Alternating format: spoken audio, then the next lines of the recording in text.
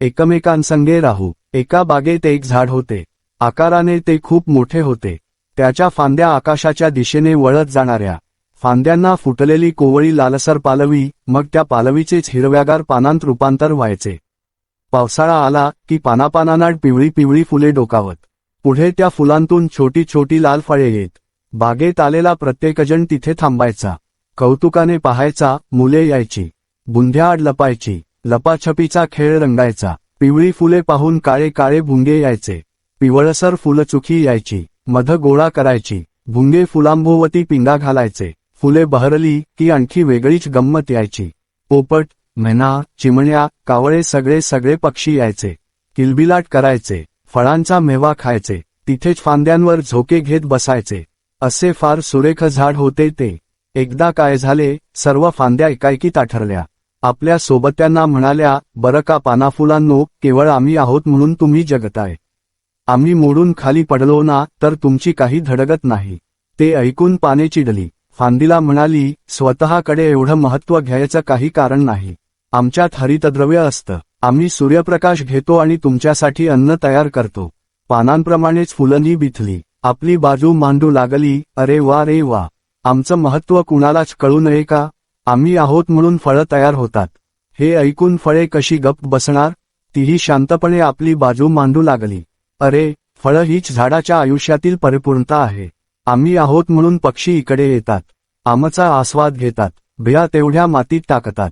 त्यातून नवी झाडं उगवतात. खरं तर आम्हीच सर्वांहून महत्त्वाचे आहोत. सर्वश्रेष्ठ आहोत. झाड बिचारे आपल्या मुलांची भांडणे ऐकत गप्प उभे होते. त्याला आधार होता जमिनीत खोलवर रुजलेल्या मुळांचा. ही मुळेच सर्वांना जीवनरस पुरवायची.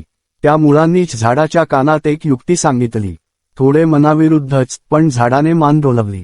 सगळ्यांना धडा शिकवायचा तोच एक मार्ग होता. मार्ग सोपा होता. मुळांनी पाणी पुरवणेच बंद केले. फांद्या पानांच्या तर पहिल्या दिवशी लक्षातही आले नाही, पण नंतर 2 दिवसांनी मात्र फांद्या कुरकुरायला लागल्या. सांधे दुखतायत बाई माझे, असे म्हणायला लागल्या. पानेही फिकुटली. हिरवाई कमी झाली आणि फिकट पिवळी छटा आली त्यांच्यावर. आजारी पडली जणू. फुलांनी तर मानाच टाकल्या. ती पार कोमेजली. ना भुंगा फिरकला एखादा, ना फुलचुकी आली त्या सुकलेल्या फुलांकडे. फळांच्या तर कोरडच पडली घशाला. कालपर्यंत चांगली रसरशीत दिसणारी ती फळे कशी सुरकुतून गेली. एकाही पक्षाने ढुंकून सुद्धा पाहिले नाही आज त्या फळांकडे. सगळाच गोंधळ उडाला. पानांनी फांद्यांवर माना टाकल्या. फुले पानांना विनवू लागली. फार फार भूक लागली. थोडं अन्न देता का? फांद्या झाडांकडे आधार शोधायला लागल्या. झाड शांतपणे हसले आणि म्हणाले, आपण सगळेच महत्त्वाचे आहोत. प्रत्येकजण आपापल्या परीनं मोठा आहे. प्रत्येकाचं काम सारखंच महत्त्वाचं आहे. एकमेकांच्या मदतीशिवाय, आधाराशिवाय आपण कोणीच उभं राहू शकत नाही. तरीही एक महत्त्वाची गोष्ट लक्षात घ्यायला हवी. आपल्या सगळ्यांना खरा आधार देणारी मुळंच आहेत. ती आपलं काम गाजावाजा न करता करतात. आताही ती काहीच बोलली नाहीत. त्यांनी स्वतःला जमिनीत गाडून घेतलं, म्हणून तर आपण सर्वजण उभे आहोत. कळलं ना? फांद्यांनी मान खाली घातली. पाने, फुले गप्प झाली.